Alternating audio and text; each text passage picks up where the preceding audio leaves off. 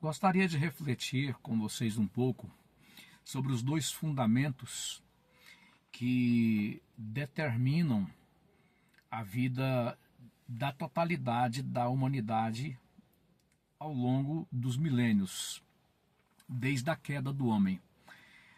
E o primeiro fundamento é a verdade, porque a verdade ela tem que ver não com um ponto de vista, não com uma visão, não com um conceito, mas ela tem que ver com o ser, e o ser do próprio Deus. Quando Jesus, em João capítulo 8, 32, ele usa o termo grego aletheia para falar da verdade, ele está falando dele. Eu sou aletheia, ou seja, eu sou a verdade. É o ser de Cristo, o ser do próprio Deus. Então, as pessoas que, estando em comunhão com Deus, após terem tido encontro com Ele, na pessoa do seu Filho, tendo sido libertas da mentira, que também diz respeito a outro ser, essas pessoas passam a construir o seu projeto de vida tendo como base esse relacionamento com esse ser, que é o próprio Cristo, é o próprio Deus. Conhecereis a verdade, ou seja, no relacionamento comigo, você vai construir um fundamento, ou único fundamento sólido para a vida aqui e na eternidade. Por outro lado, quando Jesus também fala da mentira, usa o termo grego pseudes,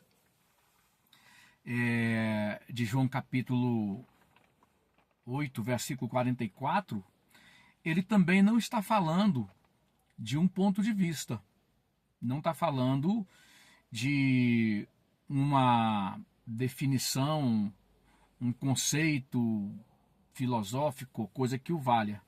Jesus está falando também de um ser, quando ele diz de pessoas que vivem para fazer a vontade. Acho que é o termo grego epitomia, né? Se não me falha a memória, o desejo, a vontade do pai deles, desse ser, que é o pai da mentira. E Jesus, ele coloca o diabo e a mentira como cabeça e tronco, dedo e unha. Eles são indissociáveis. Ele sempre se firmou na verdade, desde o começo ele matou e mentiu. Nunca falou a verdade, porque nele nunca houve verdade, pois nunca se firmou na verdade. Então, é algo que tem que ver com o ser. Nesse caso, de Satanás, que encarna a própria mentira. Então, toda pessoa que está rebelada de Deus, que é a própria verdade, ele se fundamenta no ser de Satanás, para que ele possa buscar uma legitimidade ou possa tentar viver uma falsa legitimidade, já que ele não está vinculado, fundamentado na verdade, que é o próprio Deus. Então, a mentira é a busca de todos aqueles que rejeitam Deus, e rejeitando eles procuram a mentira para viver uma falsa legitimidade de ser, de viver, de fazer. Quando você vê o ladrão, o assaltante, que ele chega para a pessoa íntegra, aponta a arma para essa pessoa íntegra, ele não vai dizer: ô cidadão de bem, perdeu, é um assalto. Você é uma pessoa de bem, honesta, e você perdeu porque eu sou assaltante. Não. O assaltante, aos berros, ele chama a pessoa de bem, a sua vítima, de vagabundo. É um exemplo muito assim conhecido do quanto a pessoa que está vivendo a mentira precisa da mentira para tentar legitimar o seu projeto de ser e de viver. É como se fosse uma psicose do vagabundo. Ele chama a pessoa de bem daquilo que ele é. Aí o pessoal fala do decálogo de Lenin, né? No qual haveria esse entendimento. Acuse os outros daquilo que você é. Fale que eles fazem o que você é que faz. Nós vivemos dias difíceis em que as prisões estão ficando lotadas de pessoas íntegras, de pessoas de bem. E isso se coloca como uma necessidade para legitimar os perversos, né? Isaías capítulo 59 fala da situação em que a honestidade e a verdade, Isaías 59 do versículo 14 em diante, tentam entrar no tribunal, mas não tem como parar lá, porque prevalece o engano. E diz que Deus viu isso e foi mal aos olhos do Senhor.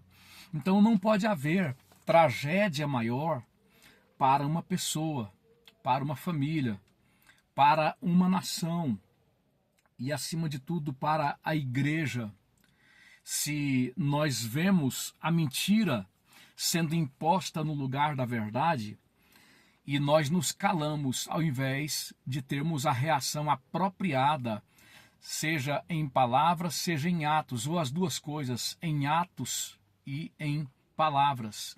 Quando você analisa a história dos homens de Deus, você vai perceber que todos eles tiveram um pronto ânimo de denunciar a mentira, de falar a plenos pulmões contra a mentira. Ninguém tem um papel mais central nesse sentido do que o homem de Deus, do que a igreja. Não existe nada mais sem sentido do que o silêncio do homem de Deus, o silêncio da igreja, diante de uma ordem de coisas na qual tentam substituir a verdade pela mentira, tentam doutrinar toda uma nação com a mentira, tentam recontar a história de formas que vilões, criminosos, marginais sejam tidos como heróis e verdadeiros heróis sejam desonrados, humilhados, barbarizados para legitimar criminosos. A igreja do Senhor Jesus, que é a coluna, é o baluarte da verdade, ela é a consciência da sociedade, ela é a consciência de uma nação, ela é sal, ela é luz entre os homens, ela tem a obrigação mais do que ninguém de levantar a sua voz a plenos pulmões e gritar contra a tentativa de se instituir a mentira no lugar da verdade. Mentira que aqueles que tentam instituí-la, para isso estão dispostos a qualquer coisa, a enjaular pessoas de bem, estão dispostos a barbarizar mães de família e o fazem, a barbarizar pais de família e o fazem, a barbarizar policiais honestos, militares honestos, autoridades verdadeiras. São barbarizadas para legitimar o crime, para legitimar criminosos e aí dar sequência à doutrinação de toda uma nação, para que a verdade seja substituída pela mentira. E claro, consequentemente, Deus seja esquecido por toda uma geração e, consequentemente também, nunca conhecido pelas próximas gerações. Não pode ter nada mais satânico do que isso. Introduzir a mentira no lugar da verdade, doutrinar crianças, adolescentes, jovens e velhos, tomar conta de todo um sistema educacional de uma nação, recontando a história com a tinta da mentira, fazer com que Deus e seus valores sejam extintos, esquecidos, em nome de um projeto de poder diabólico, e ainda se garantir de que as próximas gerações nunca saberão quem é Deus e também nunca terão acesso à verdade que liberta. É o momento em que todas as pessoas que realmente foram libertas pela verdade, que é Deus, que é Cristo, elas estão convocadas para terem a atitude e as palavras necessárias numa hora de infâmia, de ultraje, como a hora em que estamos atravessando. Se você analisar a palavra de Deus lá em Atos capítulo 5, Ananias e Safira estavam determinados a introduzir a mentira como fundamento da igreja primitiva. Então você vê ali a reação adequada dos homens de Deus quando eles se levantam no zelo de Deus e falam e agem. Pedro fala e age para que a mentira não fosse introduzida na igreja e naquela sociedade como fundamento no lugar da mentira, no lugar da verdade. A minha oração é para que nesse momento Deus ele possa incendiar o seu povo, a sua igreja, a nossa nação, com a rejeição inextinguível contra a mentira. Que Deus possa tomar a igreja principalmente, possa tomar nossa nação com um sentimento de repulsa, de rejeição total contra a mentira e a favor da verdade. Que Deus possa nos tomar nesse momento, independente do ônus que tenhamos que arcar, porque muita gente está calada. Muitas lideranças cristãs covardemente estão caladas por causa do medo das consequências. Postura esta que não se viu nos verdadeiros profetas, não se viu nos verdadeiros apóstolos, não se viu nos pais da igreja do período chamado de patrístico, não se viu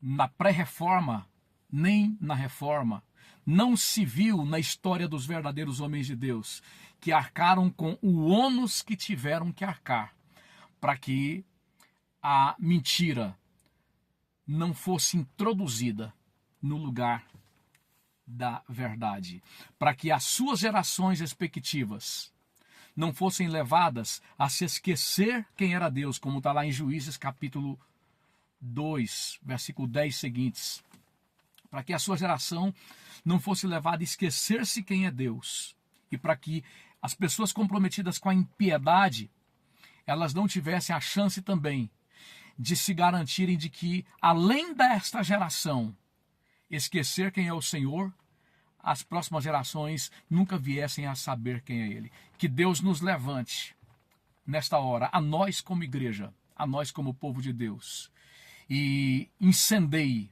a igreja e, consequentemente, a nossa nação com a revolta necessária contra aquilo que existe de pior, contra a pior tragédia para uma pessoa, para uma família, para a igreja, para um povo, que é aceitar a mentira sendo introduzida como fundamento de vida no lugar da verdade.